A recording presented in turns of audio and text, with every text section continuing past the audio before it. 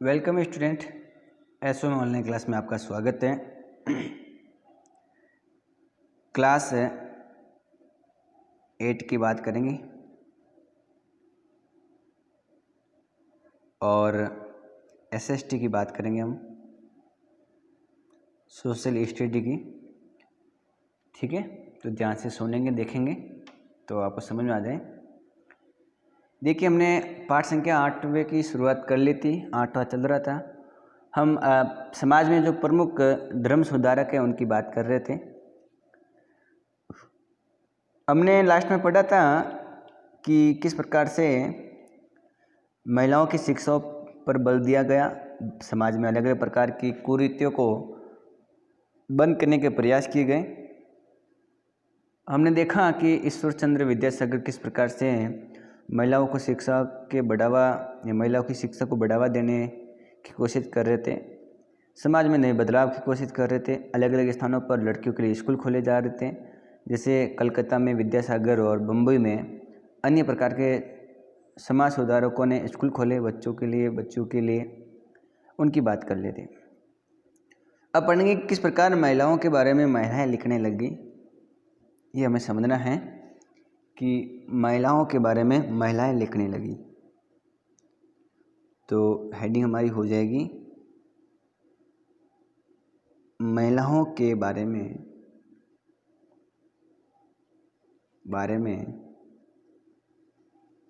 महिलाएं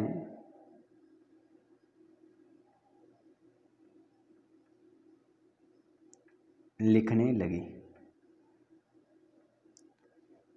किस प्रकार एक महिला दूसरे महिलाओं के बारे में उनके जीवन से जुड़ी हुई बातें को लिखती हैं। अगर 20वीं शताब्दी की बात करें, कौन सी शताब्दी की? 20वीं शताब्दी में तो बहुत सारी जो मुस्लिम महिलाएं थीं उन्होंने महिला शिक्षा को बढ़ावा देने के लिए अहम भूमिका निभाई। अगर उन महिलाओं की बात करें तो जो भोपाल में देखें तो भोपाल की जो बेगमें हैं उन्होंने जो अलीगढ़ की लड़कियां हैं उनको पढ़ाने के लिए एक प्राथमिक स्कूल खोला। यूपी में जो अलीगढ़ हैं और उसमें बच्चों को पढ़ाने के लिए प्राथमिक विद्यालय खोला। किसने? भोपाल की बेगमों ने। ठीक है। बेगम रुकैया सखावत हुसैन भी एक बेगम का नाम है। बेगम रुकैया सखावत हुसैन। बेगम रुकैया सखावत हुसैन इन बेगम ने भी कलकत्ता और पटना में बच्चों के लिए, मुस्लिम लड़कियों के लिए स्कूल खोले।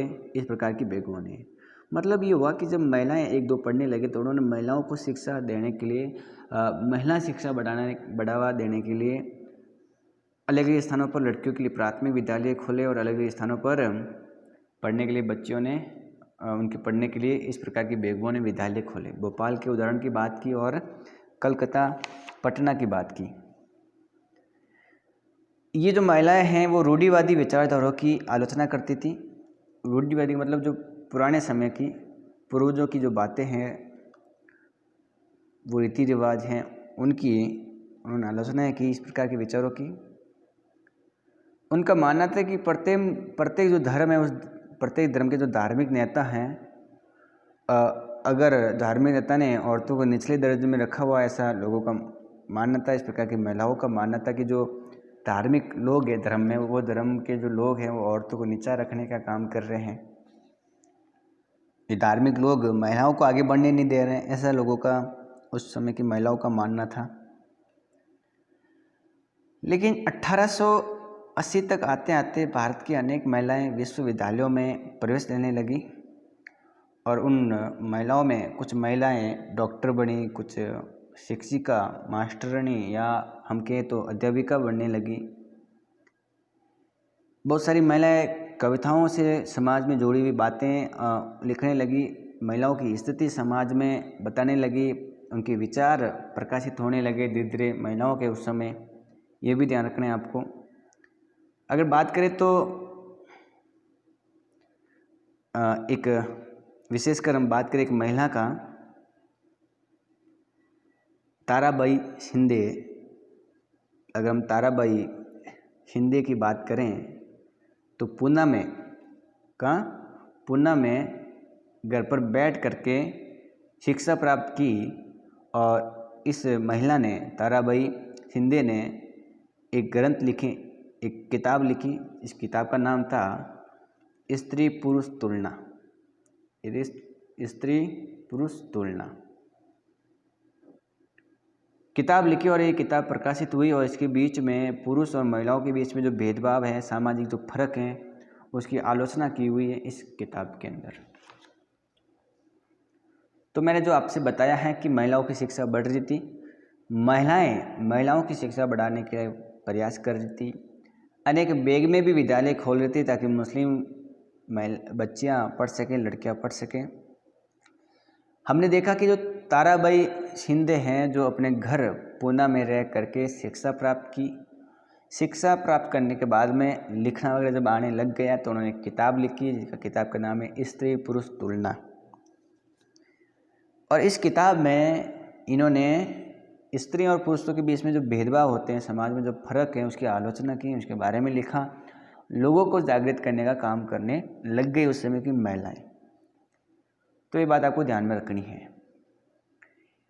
केवल हम एक महिला की बात नहीं करेंगे, हम अगर और महिलाओं की बात करें तो एक महिला थी, संस्कृत में महान विद्वान उस महिला को माना गया। संस्कृत की महान विद्वान अगर मैं कहूँ, लेकिन अगर महिला शब्द के लिए यूज करूँ तो विदुषी, जिनका नाम था पंडिता रमाबाई। एक विदुषी, संस्कृत विदुषी, महान विद्वान में शामिल पंडिता रमाबाई। दरअसल इनका मानना था कि जो हिंदू धर्म है और हिंदू धर्म में महिलाओं का दमन होता है, हिंदू धर्म महिलाओं का दमन करता है। उन्होंने, किसने? पंडिता रमाबाई ने ऊंची जातियों की हिंदू महिलाओं की कंडीशन के बारे में एक किताब लिखी, उनकी दुर्दशा के बारे में। और उन्होंने पूना में एक विधवा गृह की स्थापना की। कहाँ पर? विधवा गृह, ऐसा गृह जिसमें सारी विधवाएं रहती हैं, पूना में। किसने स्थापना की? पंडिता रमाबाई ने। और जब ससुराल वालों के हाथों अत्याचार जेल रही महिलाओं को पनाह दी जाती थी इस प्रकार के विधवा गृहों में, वहाँ महिलाओं को कुछ ऐसी चीज़ें सिखाई जाती थी जिनके सहारे वो अपनी रोजी रोटी चला सकें। इस महान कार्य की अगर हम बात करें तो बड़ा महत्वपूर्ण कार्य है। शुरुआत भी ज़बरदस्त है कि किस प्रकार संस्कृत विदुषी पंडिता रमाबाई ने विधवा गृह खोला पूना में, और जहाँ पर ऐसी महिलाएं आती थी जो अपने ससुराल में अपने सास से ताना खा रही थी, परेशान थी, जीवन यापन नहीं कर पा रही थी, दम घुट रहा था, तो वो महिलाएं इस विधवा गृह में प्रवेश लेती। यहाँ वो महिलाएं आराम से रहती। इन महिलाओं को कुछ काम सिखाया जाता था और वो काम करके अपना जीवन यापन करती थी, और इस प्रकार से उनका जीवन यापन चल रहा था, रोजी रोटी चल रही थी इस प्रकार की। अगर महिलाएं आगे बढ़ रही थी, लेकिन हिंदू धर्म में जो पुरुष हैं वो आग बबूला हो रहे थे, क्रोधित हो रहे थे। वो जो रूढ़िवादी प्रकार के लोग हैं उनको अच्छा नहीं लग रहा था कि महिलाएं पढ़ें, बच्चियां पढ़ें, लड़कियां पढ़ें, ऐसा उनका मानना था। अगर उदाहरण के लिए देखें तो बहुत सारे जो हिंदू राष्ट्रवादी लोग हैं उनको लगा कि अगर हिंदू महिलाएं पश्चिमी तौर तरीके सीखेगी, अपनाएगी, तो इससे हिंदू धर्म की जो संस्कृति है वो नष्ट हो जाएगी। ऐसा किसका मानना था? ऐसा उन लोगों का मानना था जो हिंदू राष्ट्रवादी लोग थे, जो ये समझने लग गए, इस प्रकार की बात कहने लगे कि अगर हिंदू महिलाएं पढ़ेगी और वो पश्चिमी तौर तरीके सीखेगी तो भारतीय संस्कृति को नुकसान होगा। ऐसा उन लोगों का मानना था। ये बात उस समय उन लोगों द्वारा की जाती थी जो उस समय हिंदू राष्ट्रवादी लोग थे। उनका मानना था कि हिंदू संस्कृति नष्ट हो जाएगी, पारिवारिक संस्कार नष्ट हो जाएंगे, और रूढ़िवादी मुसलमान भी इस बदलाव के नतीजे को नहीं देख पा रहे थे। वो भी इस बदलाव से टेंशन में थे, चिंतित थे। कौन? हिंदू रूढ़िवादी लोग और मुसलमान के रूढ़िवादी लोग। उनका मानना था कि अगर स्त्रियां महिलाएं, बच्चियां या लड़कियां पढ़ेगी तो समाज में संस्कार नष्ट हो जाएंगे, देश की संस्कृति खतरे में आ जाएगी, इसलिए उनको नहीं पढ़ाना चाहिए। इस प्रकार के समाज में लोग थे। फिर भी आज की अगर हम कंडीशन देखें तो किस प्रकार महिलाएं आगे बढ़ रही थी और बढ़ रही हैं, उनको भी मौका मिला। खैर, अगर हम बातें आगे और बढ़ाएं तो 19वीं शताब्दी के आखिर तक खुद महिलाएं भी सुधार के लिए आगे काम कर रही थी, आगे बढ़ रही थी, देश को आज़ाद कराने के लिए काम कर रही थी। महिलाओं ने भी समाज को सुधारने के लिए अनेक प्रकार की किताबें लिखना शुरू कर दिया। महिलाओं द्वारा भी पत्रिकाएं निकाली जाने लगी। क्या? पत्रिकाएं निकाले जाने लगी। और इसके अलावा महिलाओं को आगे बढ़ाने के लिए स्कूल, विद्यालय खोले जाने लग गए, शिक्षा को आगे बढ़ाया जा रहा था। ठीक है। और 20वीं सदी की शुरुआत में, कौन सी सदी में? 20वीं सदी के शुरुआत में महिलाओं को मताधिकार, बेहतर स्वास्थ्य सुविधाएं और शिक्षा के बारे में कानून बनाने का राजनीतिक दबाव समूह बनाने लग गई थी। मतलब ये हुआ कि अब महिलाओं को आगे बढ़ाया जा रहा था, महिलाओं की भागीदारी बढ़ रही थी। और 1920 में देखा जाता है कि जब देश में राष्ट्रीय आंदोलन हो रहे थे, समाजवादी आंदोलन हो रहे थे, राष्ट्रवादी आंदोलन हो रहे थे, उन आंदोलनों में महिलाएं भी भाग ले रही थी। महिलाओं ने भी बढ़ चढ़कर हिस्सा लिया उन आंदोलनों के अंदर। ये भी हमको नज़र आता है, देखने को मिलता है। इस बात को भी हम अच्छी तरह से समझ सकते हैं किस प्रकार से उस समय महिलाएं आगे बढ़ रही थी। अगर हम देखें 20वीं शताब्दी में तो पंडित जवाहरलाल नेहरू हैं, सुभाष चंद्र बोस हैं, इस प्रकार के नेताओं ने महिलाओं की शिक्षा को बढ़ावा देने के लिए, महिलाओं को आगे बढ़ाने के लिए, महिलाओं को समानता देने के लिए मांगे आगे बढ़ाई। और जो राष्ट्रीय नेता हैं, इन्होंने विश्वास दिलाया कि जब भी भारत आज़ाद हो जाएगा तो सभी पुरुषों को, सभी महिलाओं को वोट देने का अधिकार मिलेगा। कौन सा अधिकार मिलेगा? वोट देने का अधिकार मिलेगा। परंतु उनका आह्वान था कि जब तक स्वतंत्रता नहीं मिल जाती तब तक महिलाओं को अंग्रेजी राज विरोधी संघर्ष में पूर्ण जोर लगाना पड़ेगा, उनकी भागीदारी होना जरूरी है। इस प्रकार के नेताओं ने आह्वान किया। बात को समझना है कि उस समय जो 20वीं शताब्दी में महत्वपूर्ण जो नेता थे, पंडित जवाहरलाल नेहरू थे, सुभाष चंद्र बोस थे, उन्होंने कहा कि अगर महिलाएं स्वतंत्र होने में भारत में अहम भूमिका निभाएगी, वो आंदोलन में भाग लेगी, तो जब भी भारत आज़ाद हो जाएगा तो पुरुषों को और महिलाओं को समान रूप से वोट देने का अधिकार मिलेगा। ये ध्यान रखना है आपको। इस बात को आप अच्छी तरह से समझ सकते हो कि उनको भी बताया गया कि आपको भी क्या मिलेगा? बिल्कुल अधिकार मिलेगा। ये ध्यान रखना है आपको। समाज के अंदर एक बाल विवाह के विरुद्ध कानून बनाने लगा। किस विवाह के प्रति? बाल विवाह के विरुद्ध में। तो बाल विवाह के विरुद्ध में कानून किस प्रकार से बना है, किस प्रकार समाज में बाल विवाह होता था। आज भी अनेक स्थानों पर ग्रामीण इलाकों में बाल विवाह देखा जाता है। तो समझना है किस प्रकार बाल विवाह के विरोध में सरकार ने कानून बनाए, उसकी हम बात करेंगे। ठीक है। तो महिलाओं की स्थिति सुधारने के लिए बाल विवाह पर पाबंदी लगाने का प्रयास किया गया और सबसे पहले 1929 के अंदर बाल विवाह निषेध अधिनियम पारित हुआ। कौन सा? बाल विवाह निषेध मतलब नहीं रोकना, निषेध अधिनियम पारित हुआ। कब? 1929 में। ठीक है।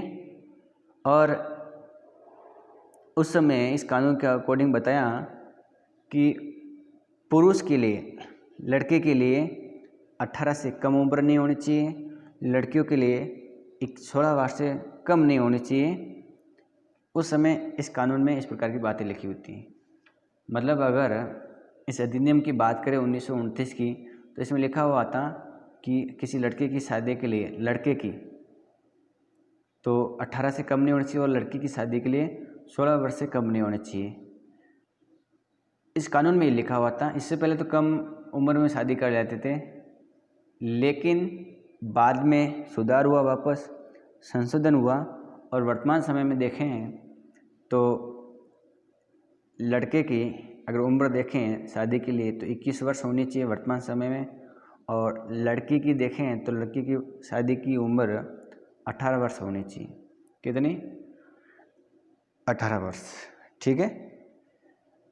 तो वर्तमान समय में आप ध्यान रखेंगे कि लड़की की उम्र 18 वर्ष होनी चाहिए और लड़के की 21 वर्ष। अगर इस उम्र से कम उम्र में विवाह होता है तो उसको बाल विवाह कहेंगे। ऐसा विवाह जिसमें लड़की की उम्र 18 वर्ष से कम हो और लड़के की उम्र 21 वर्ष से कम हो, उस विवाह को बाल विवाह कहेंगे। दोनों में से अगर एक भी उम्र कम है तो भी बाल विवाह होगा। ऐसा नहीं है कि लड़का 21 वर्ष का है लड़की कम उम्र की है तो भी बाल विवाह है। ठीक है। और जैसे मान लो लड़की 19 साल की है, लड़का भी 19 साल का है, तो ये विवाह कैसा होगा? बाल विवाह होगा। क्यों?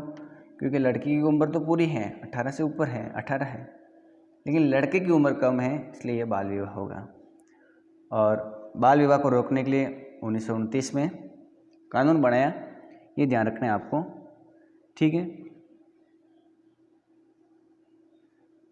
लेकिन आज भी समाज में बाल विवाह होते रहते हैं। समाज इस प्रकार के बाल विवाह को रोकने का प्रयास करती रहती हैं और समाज भी प्रयास करते हैं, सरकार भी प्रयास करते हैं। ठीक है। अब पढ़ते हैं जातीय और समाज सुधार किस प्रकार से हुए। जातियों में सुधार प्रकार किस प्रकार से हुआ है, तो पढ़ेंगे हम जाति और समाज सुधार।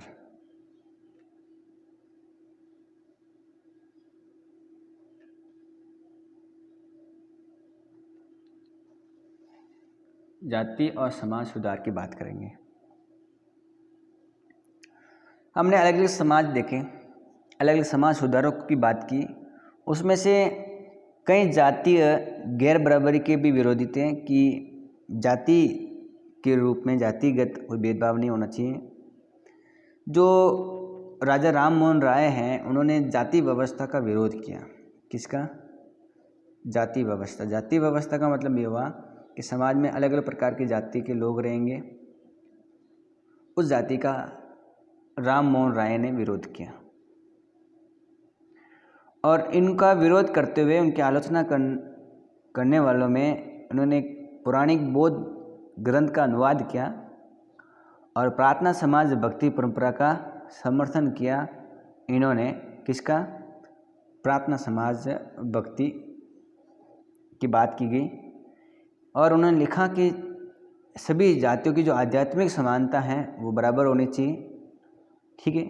और जाति उन्मूलन के लिए, जाति को हटाने के लिए मुंबई में 1840 में, कब? मुंबई में, मतलब वर्तमान में मुंबई है, पहले बम्बई नाम था, तो बम्बई में 1840 में परमहंस मंडली का गठन किया। किसके लिए? जाति व्यवस्थाओं को रोकने के लिए, जाति व्यवस्था को ख़त्म करने के लिए, जाति उन्मूलन के लिए। कौन सी मंडली बनाई? परमहंस मंडली बनाई। कब? 1840 के अंदर। और इन सुधारकों ने, इन सुधार संगठनों ने बहुत सारी जो ऊंची जाति के लोग हैं वो भी शामिल थे उसमें। गुप्त बैठकों में से सुधारक भोजन और स्पर्श जैसे मामलों में जाति कायदे कानूनों का उल्लंघन करते थे, जिससे वे अपने जीवन में जातीय पूर्वाग्रहों और बंधनों से निजात पा सकें। इसका मतलब ये हुआ कि इसमें जो उच्च जाति के लोग थे वो मानते थे कि जातिगत भावना नहीं होनी चाहिए और वो आराम से साथ में बैठ सके, किसी प्रकार की जाति नहीं हो। स्पर्श और भोजन वाले जो सिस्टम हैं कि भाई इस जाति का लोग यहाँ खाना नहीं खाना, इसको टच नहीं करना, ये नीच जाति का है, इस प्रकार की जातिगत भावनाओं को ख़त्म करने के लिए समाज संगठन आगे बढ़ रहे थे और उनकी बात हमने की है। कई लोग ऐसे भी थे जो समाज में उस समय जो अन्याय होते थे समाज के अंदर जातिगत या किसी रूप से जाति के रूप में, उन अन्याय के विरोध में थे। अगर 19वीं सदी में जो ईसाई प्रचारक थे, आदिवासी समूह और निचली जातियों के बच्चों के लिए स्कूल खोलने लगे थे, कौन? ईसाई प्रचारक। जो ईसाई धर्म को आगे बढ़ावा दे रहे थे, ईसाई धर्म फैला रहे थे, वो क्या कर रहे थे, आदिवासी लोगों के लिए और निचली जातियों के लोगों के लिए स्कूल खोल रहे थे।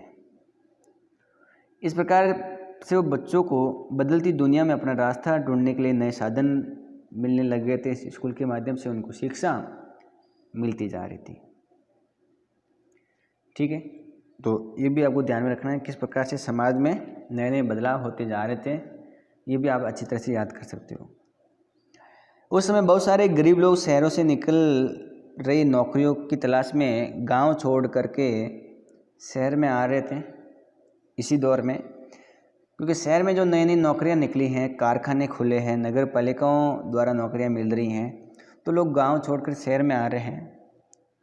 ठीक है, और हमने देखा है पिछले पाठों में कि किस प्रकार से लोग एक जगह से दूसरी जगह पर प्रवास करते हैं, क्या उसकी वजह है, उसकी भी बात की थी।